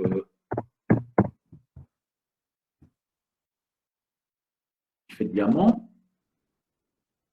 Il y a beaucoup de... Et voilà, diamond ici. Vous allez voir sa structure, et voilà. C'est ça, la structure diamant. C'est uniquement des atomes de carbone. Il n'y a pas un autre type d'atome. Mais dans une configuration spatiale spéciale, ce qu'on appelle la structure diamant. Il y a aussi la structure blende, si vous voulez. D'accord? C'est ce diamant. Donc, macroscopiquement, on ne peut pas voir la structure. Mais ça donne les caractéristiques du diamant, les caractéristiques physiques, chimiques. Donc, la structure cristalline, elle donne ou elle reflète les caractéristiques physiques, macroscopiques. La dureté, le diamant, comme vous le savez, il est vraiment très dur. On coupe tout avec le diamant, mais on ne peut pas couper le diamant avec n'importe quoi. Donc, c'est avec d'autres méthodes. Mais avec le diamant, on coupe tout, parce qu'il est très dur. D'accord? Donc, le diamant, c'est un solide cristallin, et l'entité du diamant, le constituant de base, c'est le carbone. Maintenant, les solides amorphes. Pour les solides amorphes, c'est toujours, il y a un motif, mais la structure, elle n'est pas organisée. Elle est désordonnée, si vous voulez. C'est vrai qu'elle est organisée à petite distance. Par exemple, ici, si on prend les atomes, ici, à courte distance, c'est organisé, c'est en carré. Après, ça va être désorganisé. Après, comme ça. Après, il y a...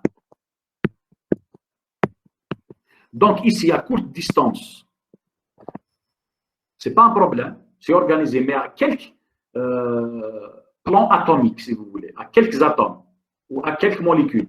Mais quand on prend beaucoup de molécules ou beaucoup d'atomes ou une grande partie de ce solide, on va trouver que c'est désorganisé. D'accord? C'est ce qu'on appelle un solide amorphe. Donc, la structure des constituants élémentaires d'un solide amorphe est désordonnée. Il peut y avoir un ordre à courte distance, à quelques atomes, à quelques molécules près. Mais à l'échelle de longue distance, non. Donc, c'est désordonné. Donc, c'est ce qu'on appelle un solide amorphe. Le solide amorphe, vous connaissez presque tous, c'est le verre, zujaj. D'accord? Bon, je vais vous donner quelques animations dans un site très intéressant. Par exemple, oui, je vais vous donner ça. Le FET. Donc, FET, celui-là, c'est le Colorado.edu. C'est quelque chose de référence aussi. Donc, on peut faire confiance à ces animations. Il n'y a pas de problème. Ça va charger un petit peu. Donc, vous pouvez faire des petites simulations. Ici, on va donner un extrait ou une brève présentation du diagramme de phase. J'espère que ça va charger.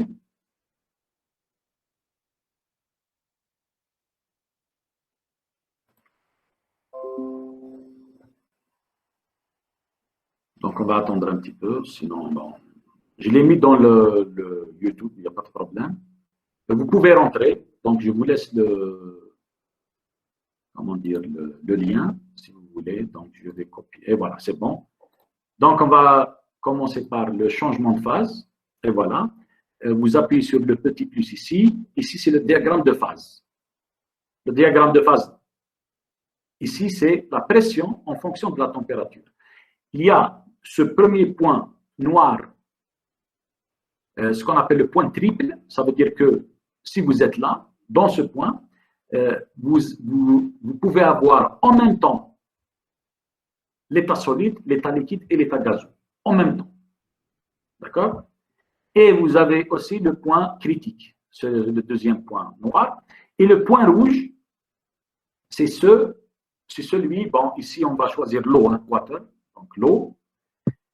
On va choisir degrés Celsius parce que les étudiants ont davantage dans leur esprit une référence en Celsius pour voir à peu près. Et ici c'est moins 127 degrés Celsius. Regardez, l'eau, il est insolite. Les molécules, elles vibrent, mais elles vibrent autour d'une position. Maintenant, si j'augmente la température, regardez le point rouge, il se déplace. Hein. Si j'augmente par exemple 56 degrés Celsius, les molécules maintenant d'eau, elles ont une énergie cinétique plus grande. Regardez, il y a même celles qui se détachent de l'ensemble. Si j'augmente, regardez le point rouge, nous sommes ici. Regardez maintenant, il y a la vapeur d'eau, si vous voulez, à 115 degrés. L'eau, il devient vapeur, il devient gaz.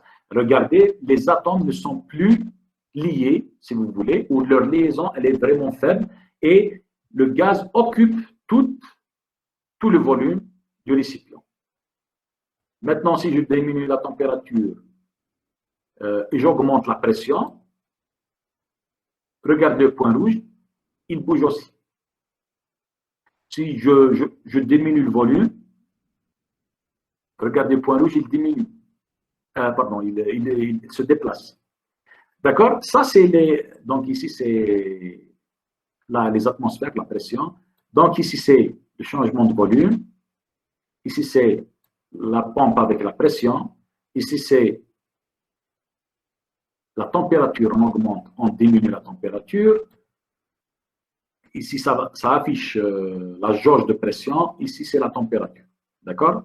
Vous pouvez choisir ça pour le gaz néon, l'argon, l'oxygène et l'eau. C'est ça le diagramme de phase. Donc, vous pouvez avoir, si on diminue la température maintenant, je diminue. Donc, je vais faire ici, voilà. Si je diminue.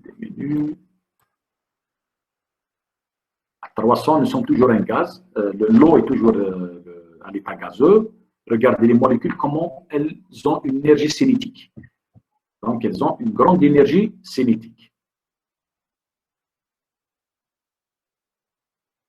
Donc, si je fais ça, l'eau, et voilà. Donc, j'augmente. On augmente jusqu'à la température ambiante, si vous voulez. donc 26 degrés, 27, 28 degrés. Donc, vous pouvez voir ici, l'eau est sous forme d'un liquide. Si je regarde le diagramme de phase, nous sommes, donc l'état, ce n'est plus un état solide, l'état liquide avec quelques atomes, ce qu'on appelle la pression de vapeur, qui peuvent se détacher, bien sûr. Et il y a aussi les états. Ici, si vous choisissez ce bouton, pour l'eau, donc on accepte. Donc, il y a des étudiants qui se déconnectent. Donc, ici, l'état solide, l'état liquide, l'état gazeux.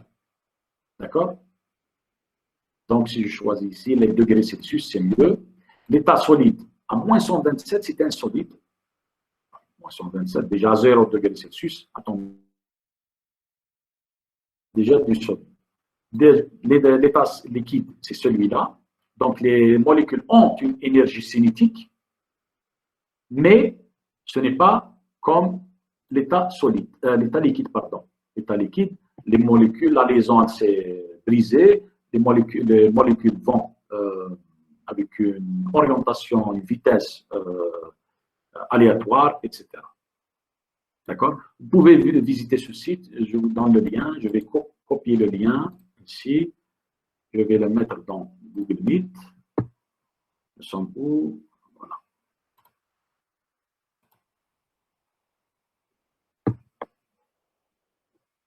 Oui, Mohamed Bachal avait levé la main.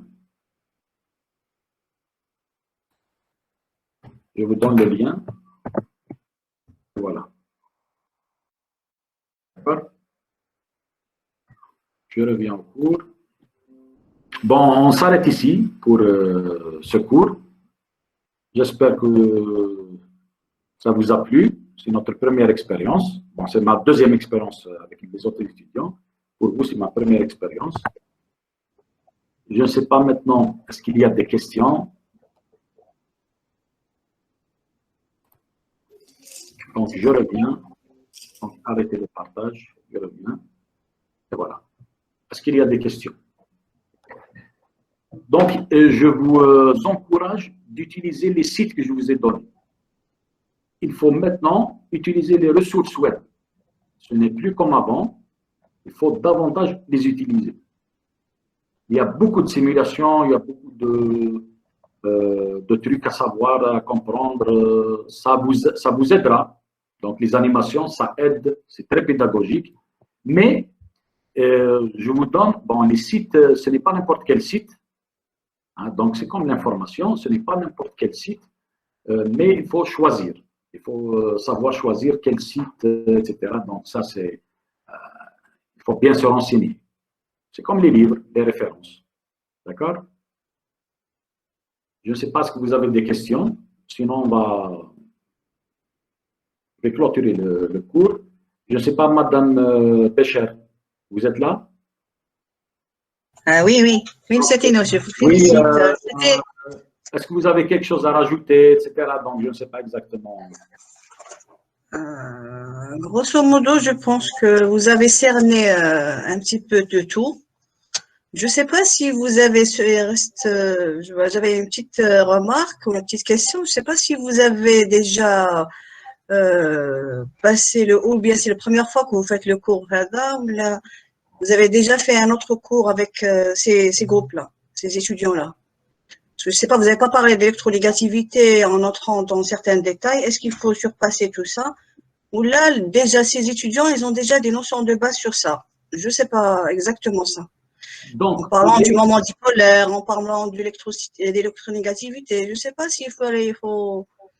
Est-ce qu'ils ont des questions sur ça déjà a priori pour qu'on puisse savoir déjà s'ils ont déjà acquis ça? Non, pour l'électronégativité, oui, pour l'électronégativité, je ne peux pas dire plus. Bon, voilà, c'est ça.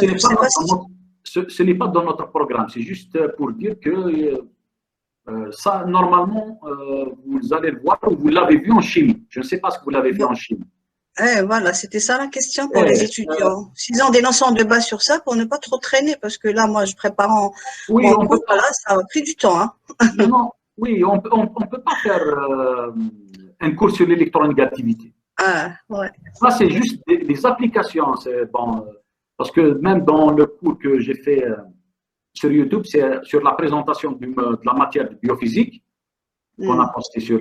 Oui, j'ai dit qu'ils doivent avoir un minimum oui, de bagages en électrostatique, en chimie. Voilà. Il faut pas faire tout.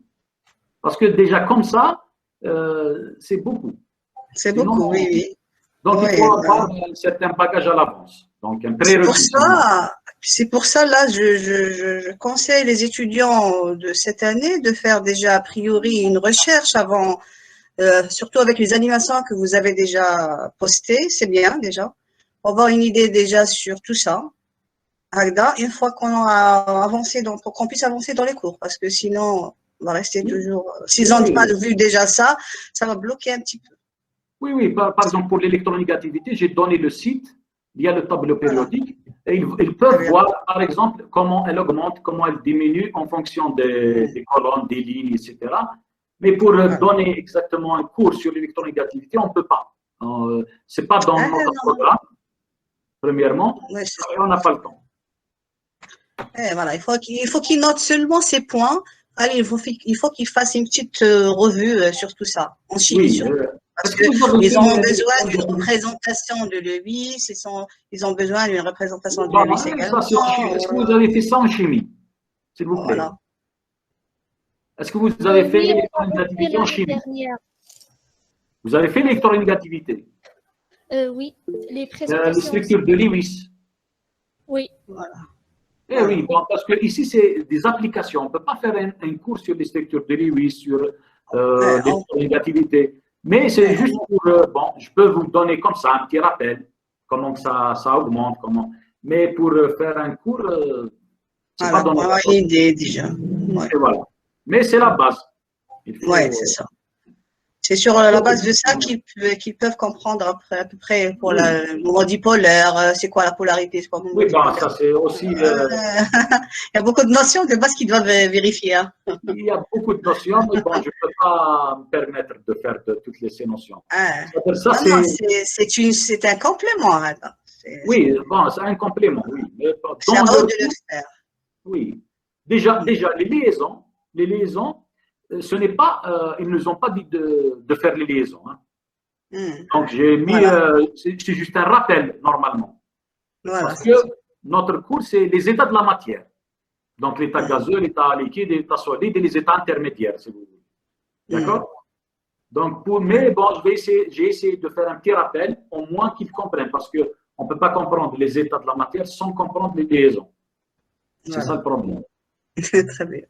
Mais grosso modo, le cours c'était très bien, ça s'est bien passé, avec surtout seulement un petit souci de la connexion. Ça c'est normal, la connexion, c'est normal. Voilà, sinon c'était très bien. Pour moi, c'est un cours, c'est une pédagogie bien suivie.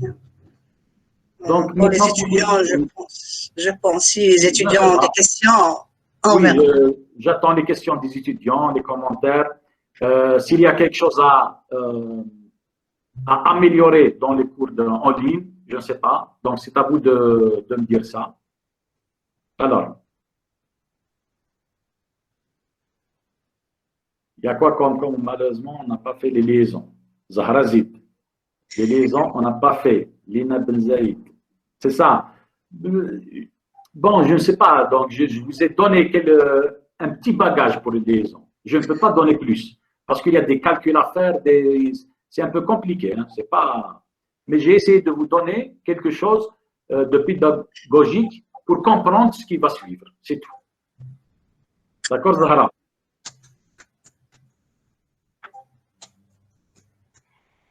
Très bien. D'accord. S'il y a des questions, oui. Monsieur? Oui, Nan. Je veux juste savoir si vous allez nous mettre les cours sous forme de PDF ou bien nous allons juste nous contenter avec ces vidéos.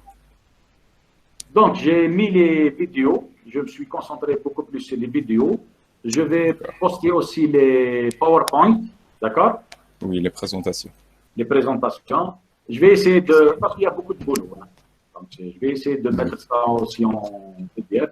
Maintenant, si vous avez des questions, si je suis toujours connecté sur ma chaîne YouTube personnelle, sur le e-learning, je réponds toujours aux questions des étudiants, il n'y a pas de problème sur le e-learning. Et vous avez mon mail. Si quelqu'un aussi, il n'y a pas de problème. D'accord, merci monsieur. Donc, Karina dit, pendant le cours, il y a un retard entre vous, ce que vous dites et ce que vous montrez. Bon, ça c'est normal, mademoiselle Karina. Bon, c'est l'Internet avec le... D'accord? C'est normal, c'est... À longue distance, c'est comme ça. Il y a toujours un petit retard. D'accord? Mettez-nous les cours en PDF. Donc, je vais essayer, mademoiselle Lina Benzeid.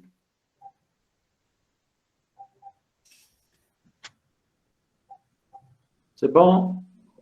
Asma Moussaoui, oui. Oui, s'il vous plaît. Quoi, oui?